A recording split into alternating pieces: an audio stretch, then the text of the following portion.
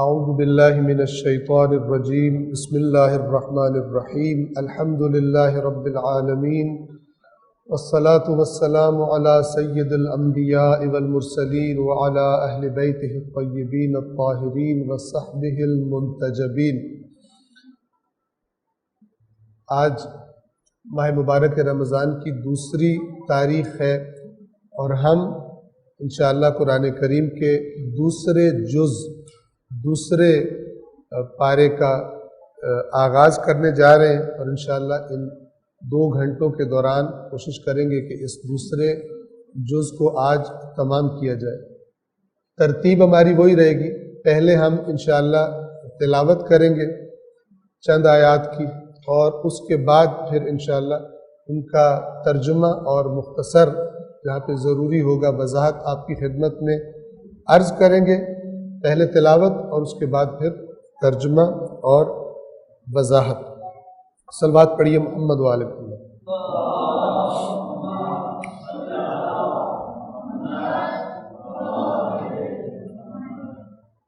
اعوذ باللہ من الشیطان الرجیم بسم اللہ الرحمن الرحیم۔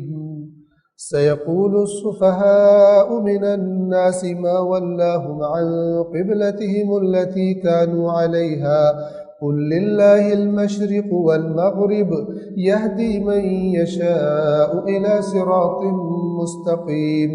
وكذلك جعلناكم أمة وسطا لتكونوا شهداء على الناس ويكون الرسول عليكم شهيدا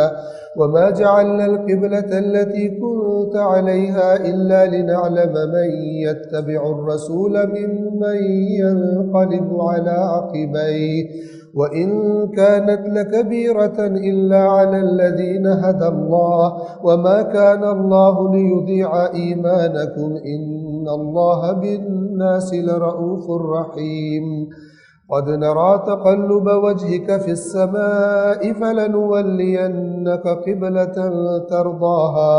فول وجهك شطر المسجد الحرام وحيث ما كنتم فولوا وجوهكم شطره وإن الذين أوتوا الكتاب ليعلمون أنه الحق من ربهم وما الله بغافل عما يعملون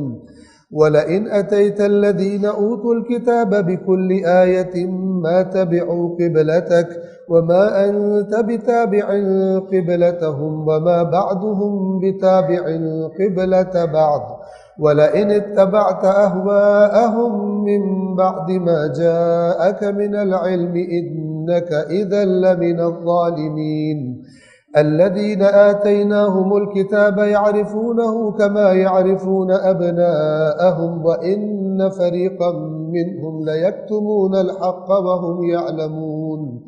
الحق من ربك فلا تكونن من الممترين ولكل وجهة هو موليها فاستبقوا الخيرات أينما تكونوا يأتي بكم الله جميعا إن الله على كل شيء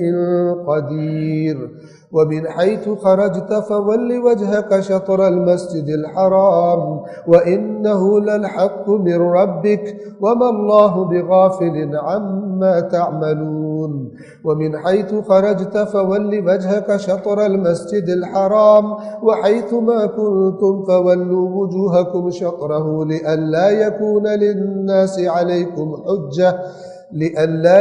للناس عليكم حجة إلا الذين ظلموا منهم فلا تخشوهم واخشوني ولأتم نعمتي عليكم ولعلكم تهتدون كما أرسلنا فيكم رسولا منكم يتلو عليكم آياتنا ويزكيكم ويعلمكم الكتاب والحكمة ويعلمكم ما لم تكونوا تعلمون فاذكروني أذكركم واشكروا لي ولا تكفرون يا أيها الذين آمنوا استعينوا بالصبر والصلاة إن الله مع الصابرين۔ دوسرے پارے کے آغاز سے ترجمہ سورۃ البقرہ آیت نمبر 142۔ اس درس میں ہم آپ کی خدمت میں یہ عرض کر دیں کہ ہم قرآن مجید کے متن پر اپنی توجہ کو مرکوز رکھیں گے تاکہ ہمیں یہ تجربہ ہو کہ قرآن مجید کا متن وہ انسان کو سمجھ میں آنے والی چیز ہے، نہ سمجھ میں آنے والی چیز نہیں ہے۔ نہ صرف یہ کہ سمجھ میں آنے والی ہے بلکہ بڑے بہترین انداز میں اللہ کی کتاب کی باتیں سمجھ میں آتی ہیں، تاکہ باقی تمام باتوں کو پھر انہی آیات کے زیر سایہ انسان ان کو پرکھے اور ان میں سے صحیح اور غلط کا فرق کرے۔ صلوات پڑھیں محمد والے۔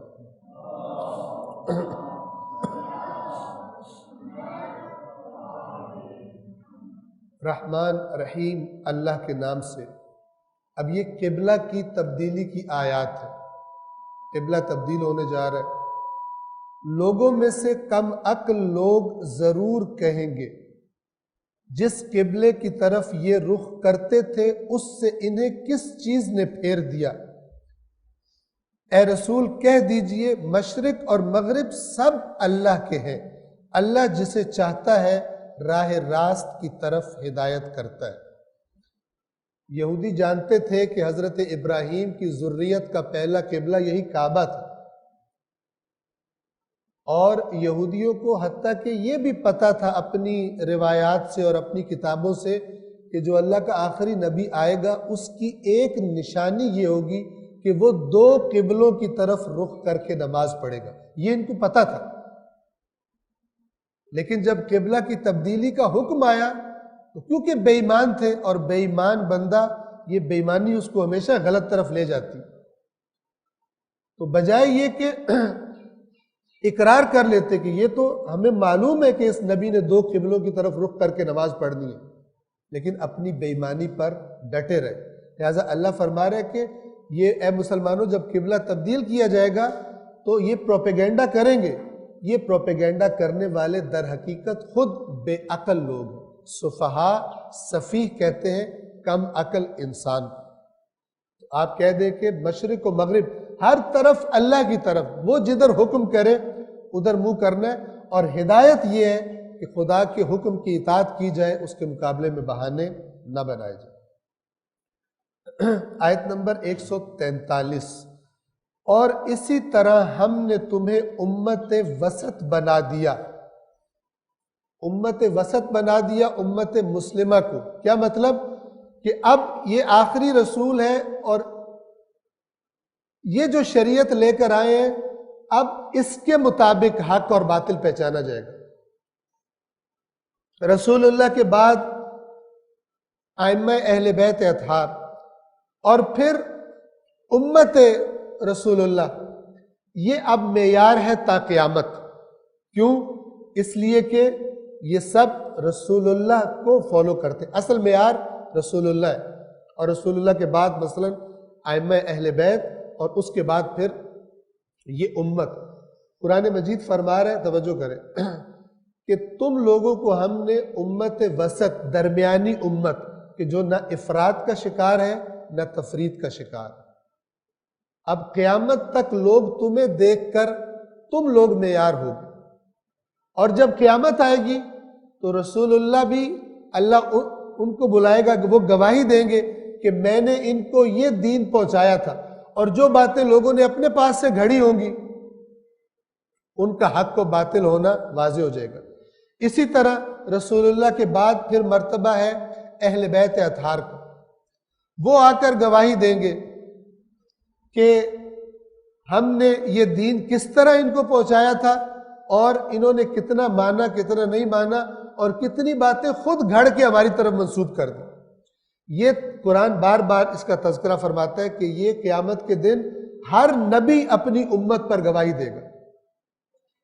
اور جب اللہ پوچھے گا، آگے سورۃ المائدہ کے آخر میں یہ بات آ جائے گی، چونکہ یہ نقطہ ذرا وضاحت طلب ہے اس لیے تھوڑا سا اس پر میں رک رہا ہوں۔ سورہ مائدہ کے آخر میں انشاءاللہ آ جائے گی کہ حضرت عیسیٰ کس طرح گواہی دیں گے، انبیاء کا گواہی دینا اس کی کیفیت کیا ہوگی، یا دیگر جو باقی گواہ اللہ جن کو بلائے گا گواہی دینے کے لیے وہ کس طرح گواہی دیں گے۔ اس کا لب لباب یہ ہے کہ ہم نے ان کو یہ باتیں بتائی تھی جو انہوں نے اپنے پاس سے گھڑ کے ہمارے اوپر ڈال دیا، اس کے یہ خود ذمہ دار ہے۔ ہم نے ان کو وہی باتیں بتائی تھی جو اے اللہ تو نے ہمارے ذمے لگائی تھی۔ یہ ہر نبی اپنی امت پر گواہی دے گا اور یہ قیامت کے دن منظر سب دیکھیں گے۔ یہ بات ہو رہی ہے آخری امت کی، رسول اللہ صلی اللہ علیہ وآلہ وسلم کی امت کی۔ اب اللہ دیکھیے ہمیں کیا مقام دے رہا ہے، اور آج مسلمانوں کی آپ حالت دیکھیے کہ دوسرے تو انہیں دیکھ کر کیا اصلاح کریں گے، اپنی اصلاح کرنے کی قابلیت بھی آج مسلمانوں میں کم نظر آتی ہے۔ ہم اپنے معاشرے کو، اپنی حالت کو اچھی طرح سے دیکھ سکتے ہیں۔ اللہ نے کیا مقام دیا تھا اور ہم نے اس کے ساتھ کیا سلوک کیا۔ اور اسی طرح ہم نے تمہیں امت وسط بنا دیا تاکہ تم لوگوں پر گواہ رہو اور رسول تم پر گواہ رہے، اور آپ پہلے جس قبلے کی طرف رخ کرتے تھے اسے ہم نے صرف اس لیے مقرر کیا تھا تاکہ ہم رسول کے پیچھے چلنے والوں کو الٹا پھر جانے والوں سے پہچان لیں۔ اللہ تو آزمائش لیتا ہے، جب اس نے کہا ادھر رخ کرو ادھر، اب فرما رہے کہ ہم نے وہ پہلا قبلہ اس لیے بنایا تھا تاکہ ہم دیکھیں کہ جب اس اصل کعبہ کی طرف ہم منہ کروائیں گے تو کون اللہ کی اطاعت کرتا ہے، رسول کے پیچھے چلتا ہے، اور کون ضعیف الایمان ہو کر یا کون بہانے بازی کر کے واپس کفر کی طرف لوٹ جاتا ہے۔ اصل معیار اللہ کا حکم ماننا ہے، اصل معیار یہ نہیں ہے کہ ہم ادھر منہ کرتے تھے اب ادھر کیوں کریں۔ یہ اعتراض ایمان کے ضعیف ہونے کی یا اندر سے منافقت کے موجود ہونے کے علامت ہوتے ہیں، ورنہ مومن وہ ہوتا ہے کہ جس کو جب پتہ چلے اب خدا کا یہ حکم آ گیا ہے وہ اس کی اطاعت کرتا ہے، اللہ کے حکم پر چون و چرا نہیں کرتا، کیونکہ پہلے وہ اپنی بصیرت کے ساتھ اللہ کے وجود کا اقرار کر چکا ہے، اللہ کے رسول کی حقانیت کا، رسالت کا کلمہ پڑھ چکا ہے۔ اگر یہ بصیرت کے ساتھ کیا ہے تو اب جو بھی حکم آئے گا مانے گا، لیکن اگر اوپر اوپر سے کیا ہوا ہے اندر سے نہیں ہے، یا یہ کہ ضعیف الایمان ہے، شکوک و شبہات کا شکار ہے، تو پھر یہ بندہ ایسی آزمائشوں میں پورا اترنا اس کا مشکل ہو جاتا ہے۔ تاکہ ہم رسول کے پیچھے چلنے والوں کو الٹا پھر جانے والوں سے پہچان لیں، اور یہ حکم اگرچہ سخت دشوار تھا مگر اللہ کی طرف سے ہدایت یافتہ لوگوں کے لیے دشواری نہیں تھی، اور اللہ تمہارے ایمان کو ضائع نہیں کرے گا، اللہ تو لوگوں کے حق میں یقیناً بڑا مہربان رحیم ہے۔ 144 ہم آپ کو بار بار آسمان کی طرف منہ کرتے دیکھ رہے ہیں۔ یہودی پروپیگنڈا کر رہے تھے کہ یہ ہمارا قبلہ استعمال کرتے ہیں، بیت المقدس، اور اللہ کے نبی کی دلی خواہش تھی کہ خداوند عالم قبلہ کو تبدیل فرما دے اور بیت اللہ کو، مسجد الحرام کو قبلہ قرار دے دیا جائے، اس کی طرف اشارہ ہے۔ ہم بار بار آپ کو آسمان کی طرف منہ کرتا دیکھ رہے ہیں، پس اب ہم آپ کو اسی قبلے کی طرف پھیر دیتے ہیں جسے آپ پسند کرتے ہیں۔ اب آپ اپنا رخ مسجد الحرام کی طرف کریں اور تم لوگ جہاں کہیں بھی ہو اس کی طرف رخ کر لو، اور اہل کتاب اس بات سے بخوبی واقف ہے کہ یہ ان کے رب کی طرف سے حق پر مبنی فیصلہ ہے۔ جیسا میں نے پہلے اشارہ کر دیا، ان کو پتا تھا آخری نبی دو قبلوں کی طرف رخ کر کے نماز پڑھے گا، اور جو کچھ وہ کر رہے ہیں اللہ اس سے غافل نہیں ہے۔ اور 145 نمبر آیت، اور اگر آپ اہل کتاب کے سامنے ہر قسم کی نشانی لے آئیں پھر بھی یہ لوگ آپ کے قبلے کی پیروی نہیں کریں گے، اور نہ آپ ان کے قبلے کی اتباع کرنے والے ہیں، اور نہ ان میں سے کوئی دوسرے کے قبلے کی اتباع کرنے پر تیار ہے، اور آپ کے پاس جو علم آ چکا ہے اس کے بعد بھی اگر آپ لوگوں کی خواہشات کی پیروی کرنے لگے تو آپ ظالمین میں سے ہو جائیں گے۔ یعنی اللہ کا قانون اٹل ہے، اب آپ کسی کی پرواہ نہیں کریں گے۔ اور یہ بھی اللہ بتا رہے ہیں کہ یہ جو ہٹ دھرم اور ضد پر اڑے ہوئے لوگ ہیں، آپ ان کو جتنی دلیلیں دے دیں، ان کو پتہ ہے کہ یہ بھی دلیل ہے آپ کی حقانیت کی کہ آپ نے دوسرے دو قبلے کی طرف رخ کر کے نماز پڑھنی ہے، لیکن جو ضد پہ اڑ جائے وہ پھر حق کی طرف نہیں آتا۔ لہٰذا آپ ان کی خواہشات کی طرف نہ جائیے گا۔ رسول اللہ نے نہیں جانا، لیکن یہ لہجہ اللہ تبارک و تعالیٰ اختیار کرتا ہے تاکہ مخالفین کو بھی پتہ چل جائے اور مومنین کو بھی پتہ چل جائے کہ اللہ کے قانون میں کوئی استثناء نہیں ہے، اللہ کا قانون مکمل طور پر اس کی اطاعت کرنا ضروری ہے۔ آیت نمبر 146، جن لوگوں کو ہم نے کتاب دی ہے، یعنی جو اہل کتاب، اور یا مراد یہ یہودی ہیں جو مدینہ میں موجود تھے، وہ اس رسول کو اسی طرح پہچانتے ہیں جیسے وہ اپنے بیٹوں کو پہچانتے ہیں، اور ان میں سے ایک گروہ جان بوجھ کر حق کو چھپا رہا ہے، یعنی ان کے وہ علماء کا گروہ، خواص کا گروہ جو اپنی بے ایمانی کی وجہ سے اپنی عوام کو بھی گمراہ کر رہا تھا۔ کون سی عوام؟ جو اللہ کی کتاب سے کٹی ہوئی عوام تھی، تورات سے کٹی ہوئی عوام تھی، سمجھتے تھے کہ یہ اللہ کی کتاب پڑھنا یہ مولانا حضرات کا کام ہوتا ہے، ہمارا کام نہیں ہوتا، یہ برا نتیجہ نکلا۔ 147، حق تو صرف وہی ہے جو آپ کے رب کی طرف سے آیا ہے، پس آپ ہرگز شک کرنے والوں میں سے نہ ہو جائیں، اور ہر ایک کے لیے ایک سمت ہے جس کی طرف وہ رخ کرتا ہے، پس تم لوگ نیکیوں کی طرف سبقت کرو۔ یہ اشارہ کیا جا رہا ہے کہ ہر ایک نے کہیں نہ کہیں رخ کرنا ہے، اور یہاں پر اشارہ کیا ہو رہا ہے کہ یہ ظاہری رخ کر لینے اور رخ بدل لینے یہ معیار نہیں ہے، اصل معیار یہ ہے کہ جو خدا کہے اسے کرنے میں سبقت لے جاؤ، انتظار نہیں کرو کہ پہلے دوسرے کریں گے تو میں کروں گا،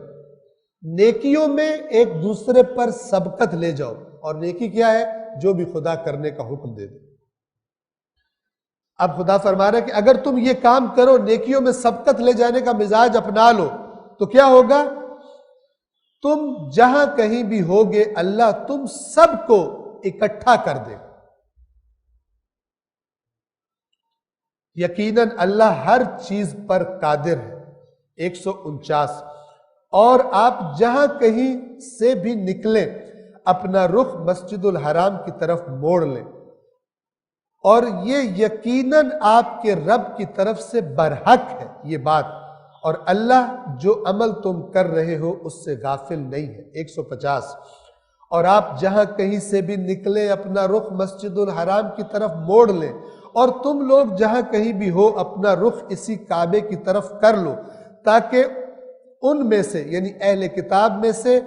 ظالموں کے علاوہ لوگوں کو تمہارے خلاف کوئی حجت نہ ملے۔ جو تو ظالم ہے، ہٹ دھرم ہے، وہ تو اسی طرح تمہارے مخالف رہیں گے، لیکن جو ظالم نہیں ہے اور دلیل طلب ہے ان پر یہ قبلہ کی تبدیلی سے بھی حجت تمام ہو جائے گی، اور اگر وہ ہدایت کے طالب ہوئے تو ان کو ہدایت کا راستہ مل جائے گا، لیکن جو ظالم ہے، ہٹ دھرم ہے، ضد بازی جن کا کام ہے، وہ اسی طرح تمہاری مخالفت کرتے رہیں گے۔ لہٰذا تم ان سے نہیں صرف مجھ ہی سے ڈرو، تاکہ میں تم پر اپنی نعمتوں کو پورا کر دوں اور تاکہ تم ہدایت پا جاؤ، یعنی اس حکم کی اطاعت سے بھی مزید تمہاری ہدایت میں اضافہ ہو جائے۔ انسان جتنا اللہ کی اطاعت کرتا ہے اتنا اس کی ہدایت میں اضافہ ہوتا جاتا ہے،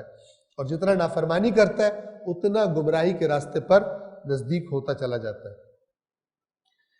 151، جیسے ہم نے تمہارے درمیان خود تمہیں میں سے ایک رسول بھیجا جو تمہیں ہماری آیات پڑھ کر سناتا ہے اور تمہیں پاکیزہ کرتا ہے اور تمہیں کتاب و حکمت کی تعلیم دیتا ہے اور تمہیں ان چیزوں کی تعلیم دیتا ہے جو تم نہیں جانتے تھے۔ 152، پس تم مجھے یاد رکھو، میں تمہیں یاد رکھوں گا، اور میرا شکر ادا کرو اور میری ناشکری نہ کرو۔ اللہ بھولتا نہیں ہے، تو کیا مراد ہے تم مجھے یاد رکھو میں تمہیں یاد رکھوں گا؟ یعنی جو اللہ کو یاد کرتا ہے اس کے لیے اللہ نے جو رحمتیں رکھی ہیں وہ میں تمہیں عطا کروں گا، لیکن اگر مجھے بھول جاؤ گے تو پھر وہ رحمتیں اور توفیقات بھی تمہیں نہیں ملیں گی۔ 153، اے ایمان والو صبر اور نماز سے مدد لو، اللہ یقیناً صبر کرنے والوں کے ساتھ ہے۔ بعض روایات میں آیا کہ یہاں صبر سے مراد روزہ ہے۔ صبر کیا کرتا ہے؟ اپنے آپ کو کنٹرول میں رکھنے کا نام صبر ہے، اور چونکہ روزہ یہ سکھاتا ہے انسان کو، لہذا روایات میں تاکید کی گئی کہ جب انسان مشکلات کا شکار ہو خدا نخواستہ شیطان کا غلبہ اسے محسوس ہو تو نماز اور روزے سے مدد طلب کرے، یعنی اپنے آپ کو ایک اللہ سے رابطہ اور دوسرا اپنے بدن کو کچھ وقت کے لیے جو جسمانی لذتیں ہیں ان سے کنٹرول میں رکھنا، اس سے مدد لو، یقیناً اللہ صبر کرنے والوں کے ساتھ، خداوند عالم خود کو جو کنٹرول رکھتے ہیں پھر اللہ بھی ان کی مدد فرماتا ہے۔ آیت نمبر 154 سے تلاوت۔ وَلَا تَقُولُوا لِمَن يُقْتَلُ فِي سَبِيلِ اللَّهِ أَمْوَاتٌ بَلْ أَحْيَاءٌ وَلَكِنْ لَا تَشْعُرُونَ وَلَنَبْلُوَنَّكُمْ بِشَيْءٍ مِّنَ الْخَوْفِ وَالْجُوعِ وَنَقْصٍ مِّنَ الْأَمْوَالِ وَالْأَنفُسِ وَالثَّمَرَاتِ وَبَشِّرِ الصَّابِرِينَ الَّذِينَ إِذَا أَصَابَتْهُم مُّصِيبَةٌ قَالُوا إِنَّا لِلَّهِ وَإِنَّا إِلَيْهِ رَاجِعُونَ أولئك عليهم صلوات من ربهم ورحمة وأولئك هم المهتدون إن الصفا والمروة من شعائر الله فمن حج البيت أو اعتمر فلا جناح عليه أن يطوف بهما ومن تطوع خيرا فإن الله شاكر عليم إن الذين يكتمون ما أنزلنا من البينات والهدى من بعد ما بيناه للناس في الكتاب أولئك يلعنهم الله ويلعنهم اللاعنون إلا الذين تابوا وأصلحوا وبينوا فأولئك أتوب عليهم وأنا التواب الرحيم إن الذين كفروا وماتوا وهم كفار أولئك عليهم لعنة الله والملائكة والناس أجمعين خالدين فيها لا يخفف عنهم العذاب ولا هم ينظرون وإلهكم إله واحد لا إله إلا هو الرحمن الرحيم إن في خلق السماوات والأرض واختلاف الليل والنهار والفلك التي تجري في البحر بما ينفع الناس وما أنزل الله من السماء من ماء فأحيا به الأرض بعد موتها وبث فيها من كل دابة وتصريف الرياح والسحاب المسخر بين السماء والأرض لآيات لقوم يعقلون ومن الناس من يتخذ من دون الله أندادا يحبونهم كحب الله والذين آمنوا أشد حبا لله ولو يرى الذين ظلموا إذ يرون العذاب أن القوة لله جميعا وأن الله شديد العذاب إذ تبرأ الذين اتبعوا من الذين اتبعوا ورأوا العذاب وتقطعت بهم الأسباب وقال الذين اتبعوا لو أن لنا كرة فنتبرأ منهم كما تبرأوا منا كذلك يريهم الله أعمالهم حسرات عليهم وما هم بخارجين من النار يا أيها الناس كلوا مما في الأرض حلالا طيبا ولا تتبعوا خطوات الشيطان إنه لكم عدو مبين إنما يأمركم بالسوء والفحشاء وأن تقولوا على الله ما لا تعلمون۔ سورة البقرہ آیت نمبر 154 سے ترجمہ۔ اور جو لوگ اللہ کی راہ میں قتل کر دیے جاتے ہیں انہیں مردہ نہ کہو بلکہ وہ زندہ ہیں مگر تم اس بات کا شعور نہیں رکھتے، اور یقیناً ہم تمہیں کچھ خوف، بھوک اور جان و مال اور ثمرات کی کمی سے آزمائیں گے، اور آپ صبر کرنے والوں کو خوشخبری سنا دیجئے۔ یاد رکھیں یہ قرآن مجید رسول اللہ کے پیچھے چلنے والوں کو کہہ رہے کہ تم یقین جان لو کہ تمہاری آزمائش ہوگی، تمہارے پاس یہ چیزیں کم ہوں گی، بھوک سے، افراد کی کمی سے، پھلوں کی کمی سے تمہیں آزمایا جائے گا۔ خوشخبری کن کے لیے؟ میدان چھوڑنے والوں کے لیے نہیں بلکہ میدان میں ڈٹے رہنے والوں کے لیے خوشخبری ہے۔ اور یہ آیت اسی لیے کربلا کی مناسبت سے بھی پڑھی جاتی ہے کیونکہ وہ اس آیت کا ایک روشن ترین مصداق تھا۔ ایک قلیل تعداد سچے خالص مومنوں کی نواسہ رسول کی رہبری اور امامت میں اپنے سے کئی گنا زیادہ جماعت کے ساتھ ٹکرا گئی۔ خوشخبری کس کے لیے تھی؟ انہی کے لیے کہ جو حق کے لیے باطل سے ٹکرا جاتا ہے۔ کون ہے صبر کرنے والے؟ 156 آیت۔ جو مصیبت میں جب ان پر کوئی مصیبت آن پڑتی ہے تو وہ کہتے ہیں کہ ہم تو اللہ ہی کے ہیں اور ہمیں اسی کی طرف پلٹ کر جانا ہے، تو ہمیں کیا پرواہ، آج موت آ جائے یا کچھ عرصے کے بعد موت آ جائے، ہم میدان نہیں چھوڑیں گے۔ 157 یہی وہ لوگ ہیں جن پر ان کے رب کی طرف سے درود ہے اور رحمت بھی، اور یہی لوگ ہدایت یافتہ ہے۔ میدان چھوڑنے والے ہدایت یافتہ نہیں ہوتے کہ کوئی بہانہ بنا کے نکل گیا میدان سے، بعد میں کہا کہ میں کوئی ورد وظیفے کر کے ثواب لے لوں گا، یہ ہدایت یافتہ نہیں ہے۔ میدان میں رہنے والے ہدایت یافتہ ہے۔ آیت نمبر 158 صفا اور مروہ یقیناً اللہ کے شعائر یعنی اللہ کی نشانیوں میں سے ہے، پس جو بھی بیت اللہ کا حج یا عمرہ کرے اس کے لیے ان دونوں کا چکر لگانے میں کوئی حرج نہیں، اور جو اپنی خوشی سے کوئی نیکی کرتا ہے تو یقیناً اللہ قدر کرنے والا خوب جاننے والا ہے۔ مسلمانوں کے دلوں میں یہ وسوسہ تھا کہ کیونکہ پہلے صفا اور مروہ کے درمیان بھی ان پر بھی بت رکھے ہوئے تھے اور کفار طواف کیا کرتے تھے، اب مسلمانوں کے دل میں یہ وسوسہ پیدا ہوا کہ کہیں یہ کافروں والی حرکت ہم بھی نہ کر رہے ہو، یہاں پہ تو بت ہوتے تھے، تو اللہ نے کہا کہ اب کچھ گناہ نہیں ہے، خدا تمہیں حکم دے رہا ہے تم یہ کام کرو۔ اس کے بعد جو اگلی چند آیات ہیں انتہائی اہم موضوع ہے۔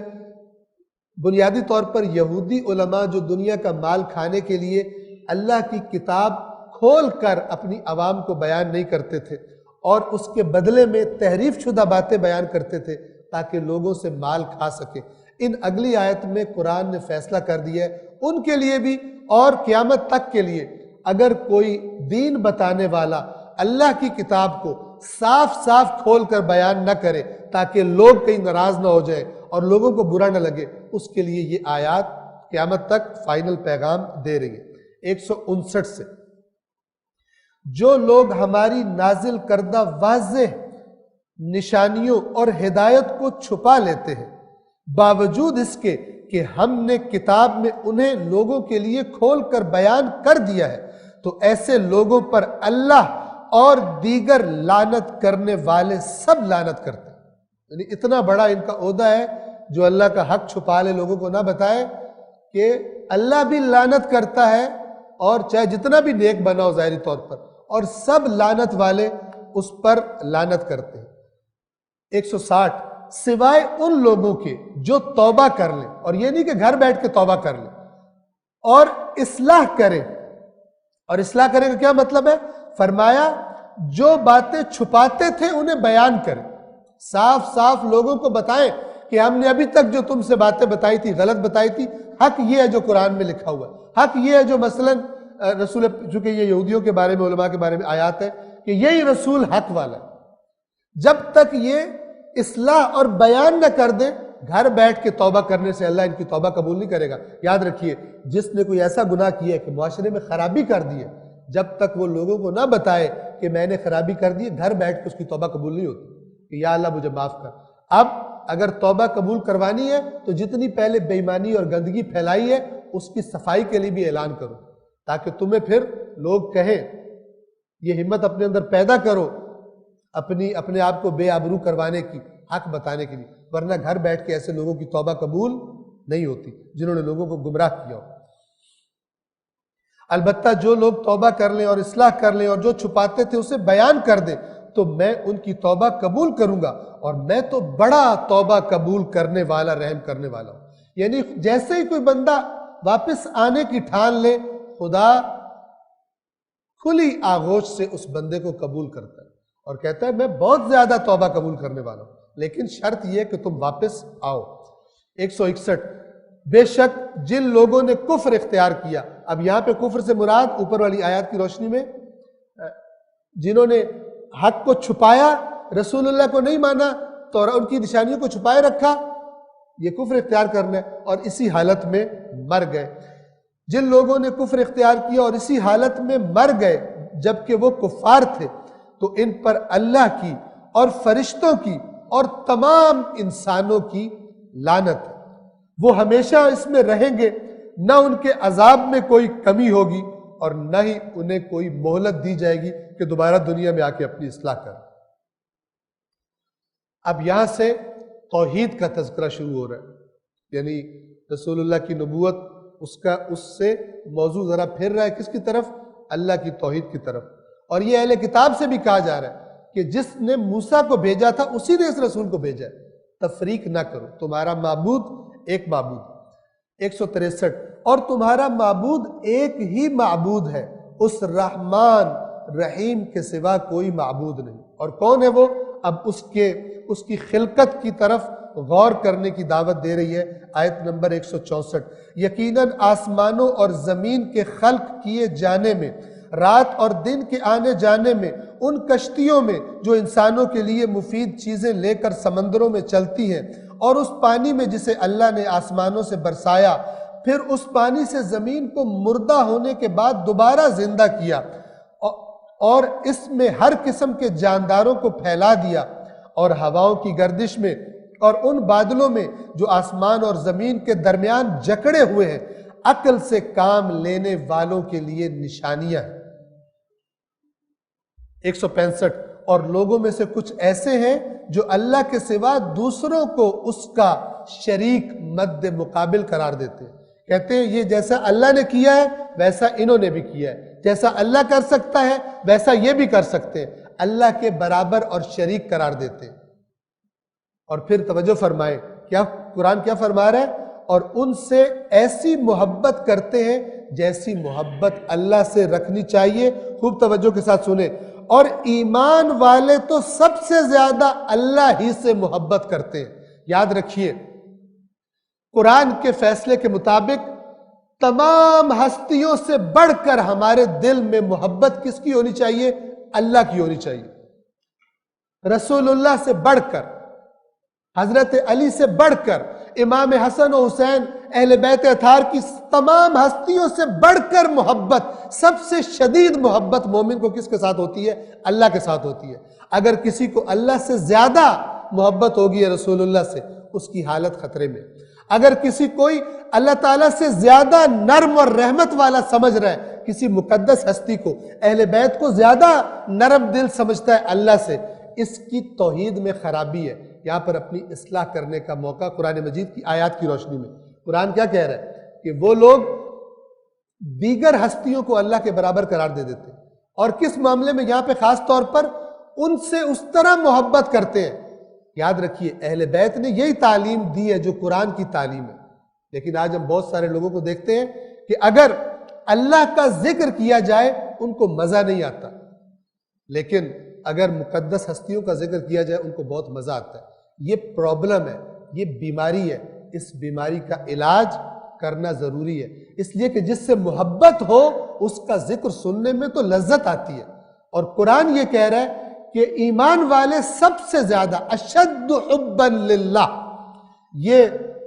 سورہ بقرہ کی آیت نمبر 165 انشاءاللہ کہ آپ کے سامنے، سننے والوں کے سامنے یہ کھلی ہوگی، اور جو یہ آن لائن حضرات سن رہے ہیں انشاءاللہ ان سے بھی گزارش کروں گا کہ اس درس کو سنتے وقت اپنے سامنے ترجمے والا قرآن کھول کے رکھیں، تاکہ آپ کو اطمینان ہو کہ جو بات کی جا رہی ہے وہی آپ کی نظروں کے سامنے بھی موجود ہے۔ دوبارہ اس آیت کا ترجمہ پڑھ رہا ہوں، اور لوگوں میں سے کچھ ایسے ہیں جو اللہ کے سوا دوسروں کو اس کا مد مقابل قرار دے دیتے ہیں۔ اور اب یہ یہاں پہ مد مقابل قرار دینے سے کیا مراد ہے؟ ان سے ایسی محبت کرتے ہیں جیسی محبت اللہ سے رکھنی چاہیے، جبکہ ایمان والے تو سب سے زیادہ اللہ